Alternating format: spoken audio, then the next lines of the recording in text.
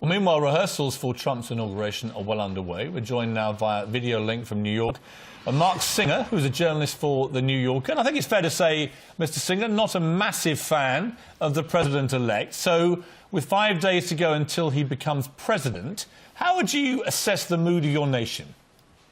Well, I would say that, Donald Trump supporters, and that is a percentage of the electorate, though hardly a majority, is very pleased. I don't know quite what they've made of his transition, but there's a great deal of apprehension, as you can understand. And I happen to live in New York, which is not Trump country, and there's a great deal of anxiety, and but also there's a spirit of engagement that I'm noticing, activism that is happening across the country. That is a form of resistance or activism, however you want to characterize it, that is going to be interesting to follow. Yeah, but how is that resistance going to be meaningful? How will it manifest itself? What difference is it possibly going to make to Donald Trump? Well, we have a democracy here, and we have representative government, and people petitioning their representatives. That makes a difference. There have been stories already about congressmen who have been getting deluged with calls from constituents, mostly in states where it was a mix of Republicans and Democrats. They were sort of swing states. So people are very concerned about the future of this country because we're dealing with someone who's inexperienced and who has a very casual relationship with the truth. When he just said right in that interview with Michael Gove that he was predicting that Brexit would pass, this man did not know less than 10 days before the Brexit vote what it was. That's okay, well, I've heard this, and let me just interrupt you. I interviewed Donald Trump twice during the campaign, right? And on both occasions, I talked to him specifically about Brexit. And on both occasions, he knew exactly what it was, and he also predicted that we would come out. So when I hear guys like you say that as a fact, after you've just called Donald Trump economical with the truth, I say back to you, that is a complete lie, because I did it myself. I'm telling you that it's not a lie because it's on the record, and you can have your own version of what you believe, Mr. Morgan, but your credibility... It was in 2 interviews that we aired on this program. It's not a version. I can't pull up the tape now, but I'm telling you that is on the record, what I quoted you. So, Donald Trump has an alternate reality, and you have yours. Well, no, you just said Donald Trump's a liar, and I completely concur. He can be an embellisher, an exaggerator, and all the rest of it. But when I hear guys like you, who are the, let's face it, New York liberal media elite, wait a minute. We've had your say. When I hear you say he's a liar, and then I hear you say he didn't know what Brexit was until 10 days before the election, and I know I interviewed him twice in which he did, I say back to you guys, be careful who you call liars. Okay, tell me this one.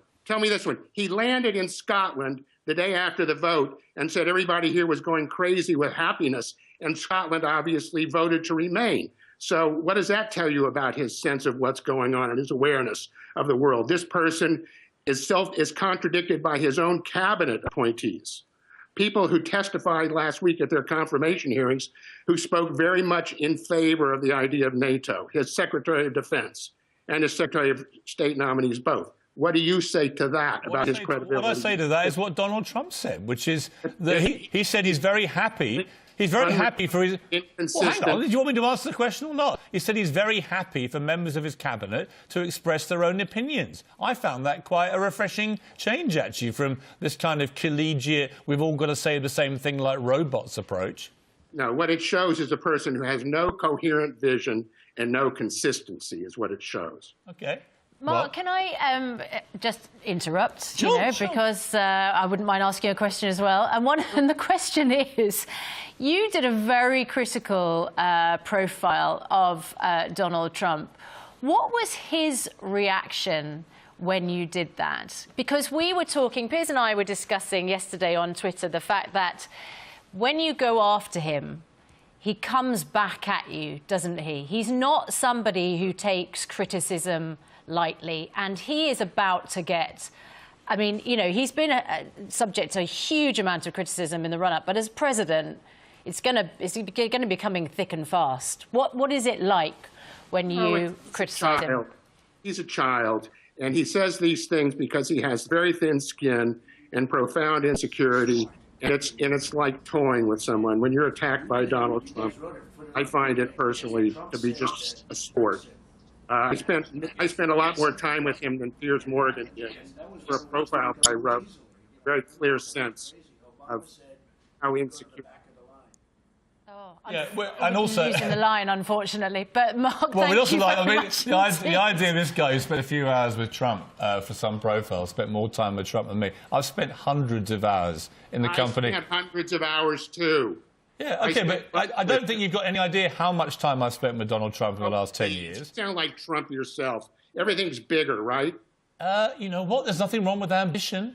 Nothing wrong with having a big view. Nothing wrong with being confident. There are many traits to Trump which I do like. There are other traits I don't like. I wouldn't personally have voted for Donald Trump because I'm not a Republican. But when I hear guys like you say in national television interviews like this, he didn't know what Brexit was 10 days before the election, when I myself have interviewed him twice, months and months before, and he obviously knew what it was, I simply say to you guys, isn't it time you yourselves stuck to a more accurate pitch than just spraying these smears around? Nonsense, and you know it. The American press is not going to knuckle under. You're a toady. Good luck.